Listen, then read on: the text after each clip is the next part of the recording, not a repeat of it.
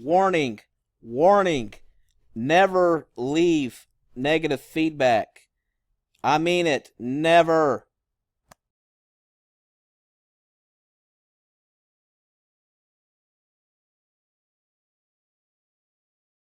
We're going to talk about in this video whether you should leave feedback at all, whether that be negative or positive, when you should do it, and how you should do it.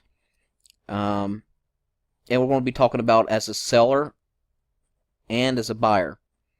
And this is business pretty much, not as a hobby, but if you're selling online part-time or full-time as a business and you're trying to make profit, which I'm assuming most of you are if you're watching this video, you're trying to make a profit in some way.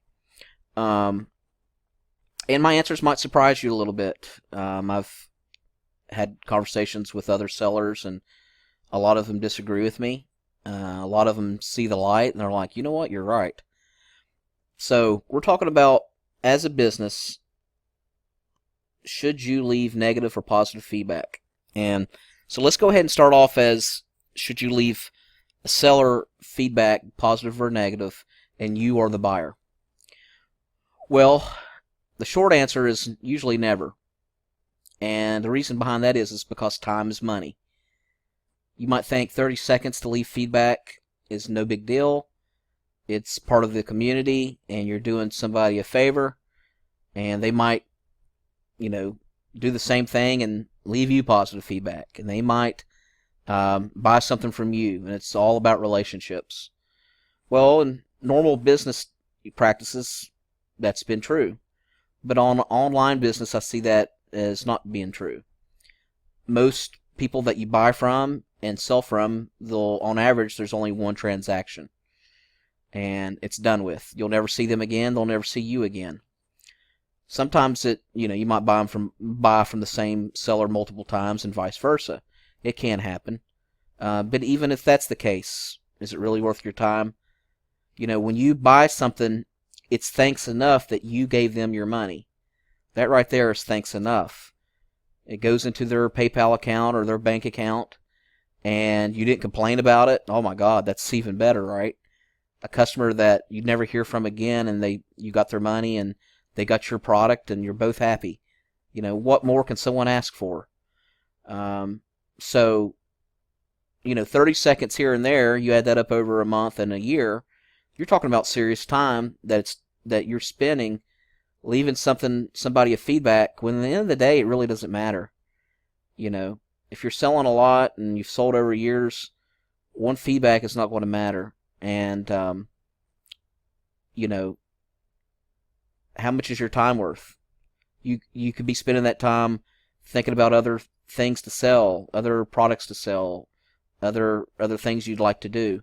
And so it's not worth the time to switch your thoughts into something that's not really growing your business.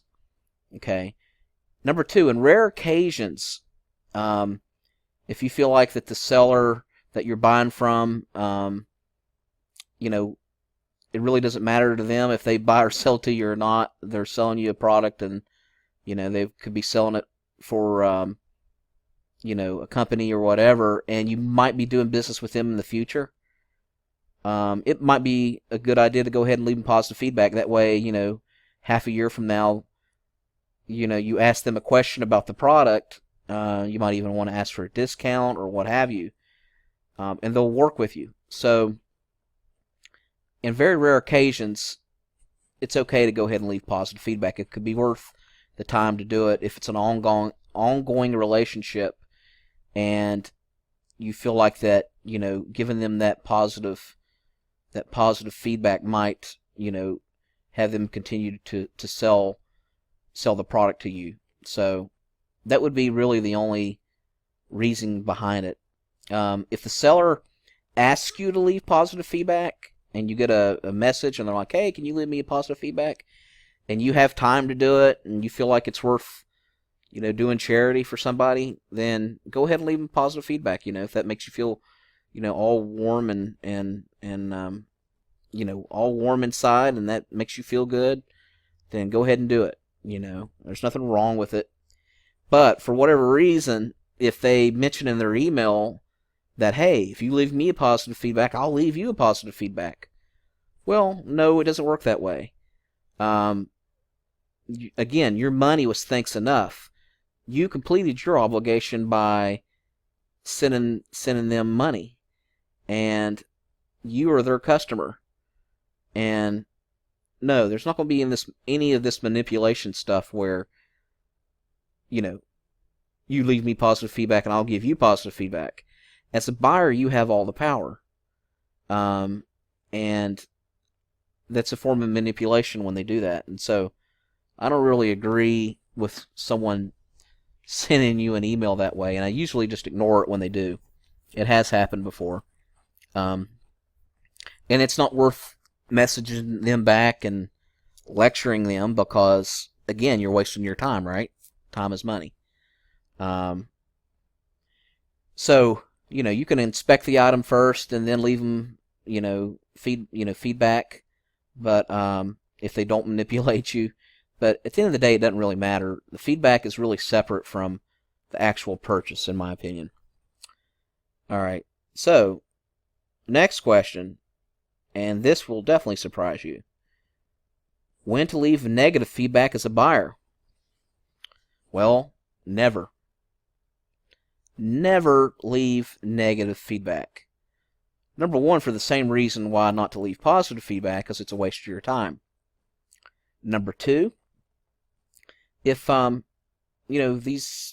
person that you're selling to is not really a happy person and they want to strike revenge upon you, it doesn't matter if you block their account or not. 6 months from now, a month from now, two years from now, they could remember your account and they could create another account, or they can have their friends or family or whatever. They could borrow their account and they could buy something from you, and then guess what? They're going to leave you negative feedback, regardless if you sent them the right product and you were good and everything. They're going to see that as revenge. Aha, I'm going to get you back. Or they might just take your item and steal it and say, well, the item wasn't in the box. Okay, so you want to spend an hour on the phone with eBay? Do you want to spend an hour on the phone with PayPal trying to explain it? What do you gain from it by leaving negative feedback? The only thing you're going to gain is somebody that can royally mess you up, give you a negative, and it's not worth it. It's not worth, I've learned in life, it's not worth time and effort to be the world police. You don't need to be the world police. Some people will say, well, they'll do it to someone else. What is right is right. There's no reason we should let these people bully us. I want to make a stand. If I don't make a stand, no one else is going to make a stand. Well, that's true, but again, we're talking about from point A to point B. Quickest way from A to B is a straight line. And that is not the quickest way to make a profit, is to piss someone off and they'll, put revenge upon you. It's not worth it. It's not worth the time and the hassle. If you didn't get your item, if you, for whatever reason, don't like it, send them a message before opening up a case or do an item not as described, and try to work with the seller as best as possible. If they don't respond, then just take it up with eBay. Say, hey, I didn't get the item, or the item was wrong, and they're not, replying back to me. And you know what? Be as nice as possible.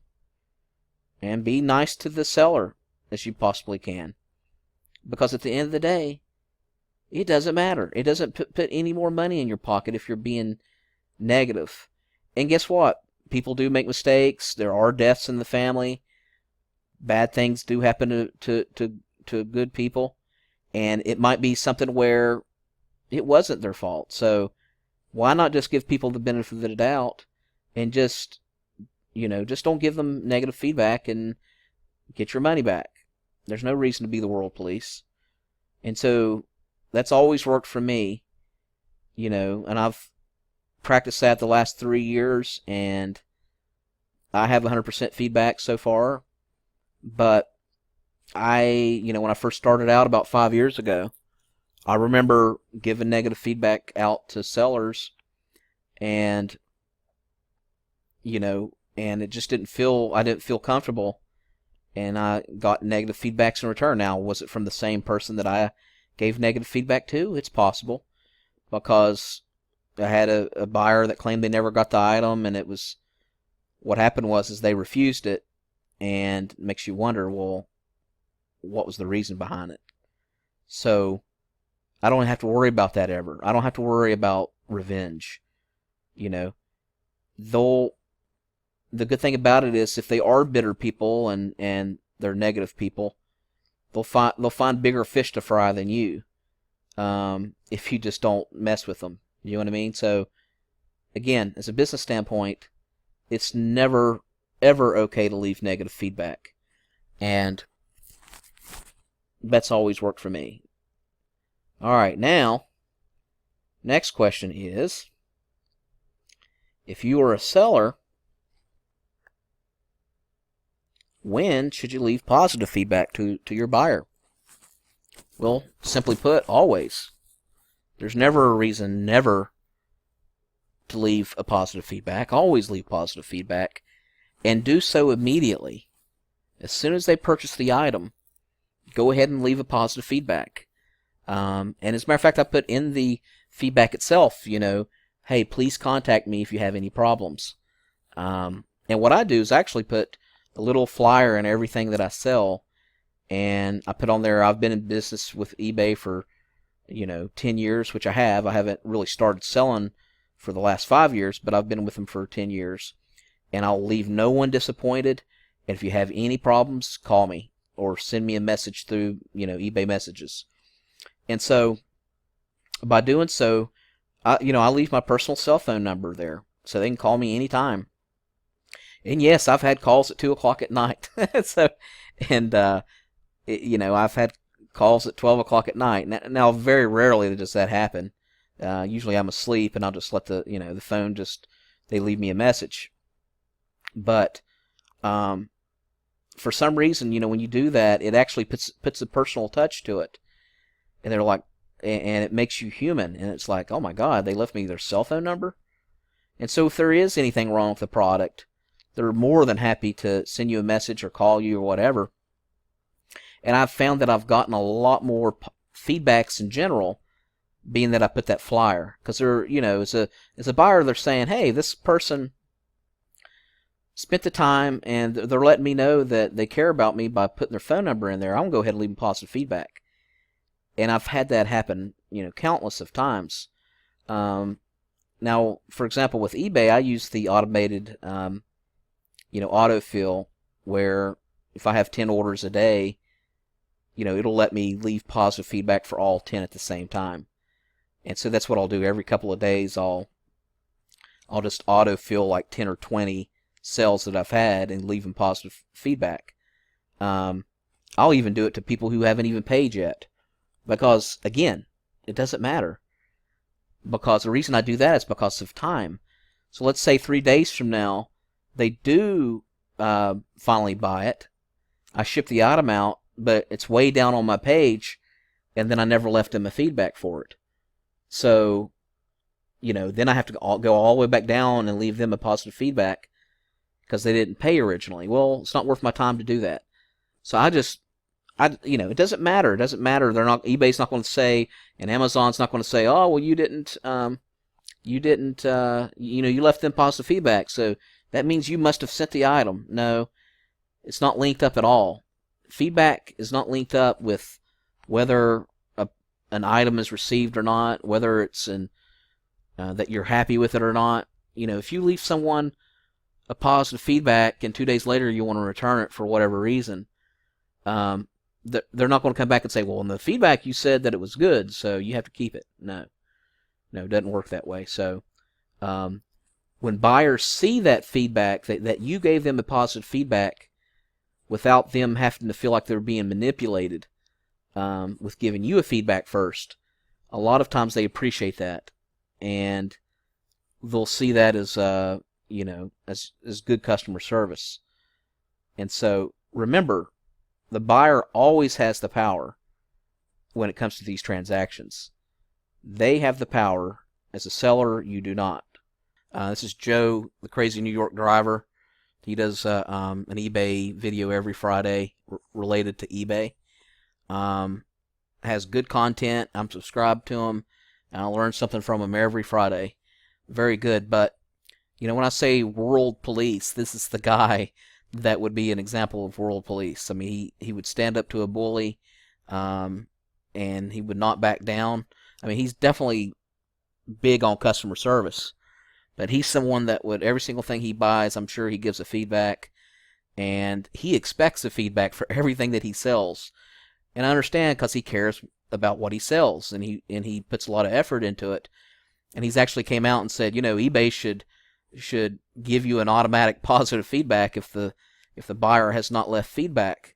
Again, I disagree. It's not worth my time to sit there and be the world police and give everybody feedback, and so I definitely disagree with him on his philosophy. But he's entitled to it. He's very successful, and he's been eBaying since the 90s. So he's good at what he does. It's just not my philosophy. But check him out if you get a chance. I could generally see, in general, I could see the feedback system being taken off of eBay, Amazon, Etsy, because I'll give you an example. Let's say you go into Macy's or Toys R Us or any store, for example. When you walk around and you see an item, does the item on the box have like 4-star rating, 5-star rating? Toys R Us, we bought this item from Mattel, and they have 95% feedback. And so you should think about whether you want to buy this from them or not, because ultimately you're really buying from them. No, you're buying from Toys R Us. And same thing with Amazon and eBay. You're really buying from them because they stand behind the product, and if you don't like it, you could return it, and you have to be treated right. So it's the same thing. And you have there's the natural cause and effect. I mean, if you don't ship orders out and you continuously get complaints and people returning the item, they're just going to kick you off. It doesn't matter if you got 50% feedback or 100% feedback. They're going to kick you off. So just the way you perform as a seller is really indicative of whether you should be selling on there or not. And furthermore, I think it discourages people from buying. So let's say you have a product, and you might have a rare product that only you have, but you got 80% feedback. Well, if I saw that, I'd be like, 80% feedback. God, I really need this item, but this guy's got 80% feedback. And, oh, wow, look over here. On Amazon, they got the same product, same price, but he's got 100% feedback, or he doesn't have any feedback. I'll buy from them. So, I've seen eBay actually test run that, where they wouldn't put feedback on there at all. And so I could actually see Amazon or eBay actually just taking that off altogether, because it makes absolutely no sense to have that system on there, because you want the customer to know that you, as eBay or Amazon, stands behind it 100%. So it doesn't matter if they got whatever feedback. And that relationship, whether you stay on or not, has nothing to do with the customer. It has something to do with you and eBay as the seller, or you and Amazon. That's the relationship. And the relationship between the customer is really through to eBay. Now, I understand people are like, well, eBay wants it that way because they don't want to have to micromanage every transaction. They don't want to have to, they want you to work it out with the seller. They want you to work it out with them. And I can understand that from a labor standpoint. But let's face it. If mud starts slinging, or it gets to the point where there's a disagreement, it's rarely the case that it's worked out.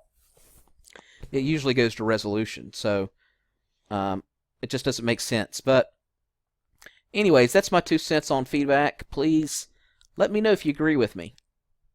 From a raw, cold metal, iron, logical place where you're just making a profit.